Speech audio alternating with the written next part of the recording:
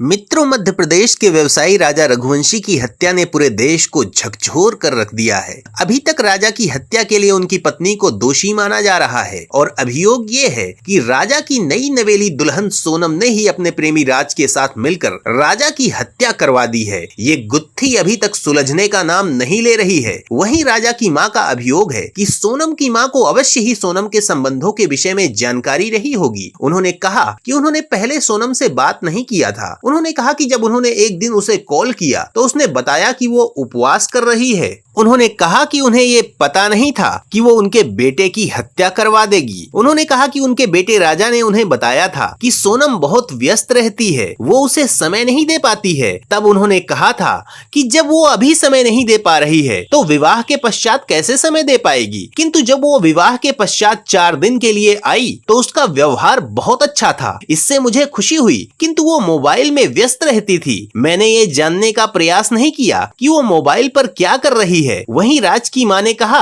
कि राज सोनम के पिता के यहाँ काम करता था और उन्हें पूरा विश्वास है कि उसके बेटे का अपने मालिक की बेटी से कोई संबंध नहीं था। सोनम एक धनी परिवार से है। राज ऐसा कैसे सोच सकता है? उसकी आयु अभी केवल 20 वर्ष की है। राज की मां ने कहा कि यदि उनके बेटे और सोनम के मध्य संबंध है तो इसे किसी न किसी ने अवश्य देखा होगा। राज की मां ने यह मानने से भी मना कर दिया कि उसका बेटा सोनम से घंटों बात करता था। उन्होंने कहा कि ऊपर कोई भी बात करता है तो उसकी आवाज नीचे तक आती है। कभी कभी सोनम काम के संबंध में फोन करती थी जिसका राज उत्तर दे देता था। तो मित्रों, इस विषय की गुत्थी उलझती ही जा रही है। पूरा सत्य क्या है, इसके सारे रहस्य हम आपको पहुंचाते रहेंगे। वीडियो को लाइक अवश्य करें और यदि अभी तक आपने हमारा चैनल सब्सक्राइब नहीं किया है तो सब्सक्राइब अवश्य करें।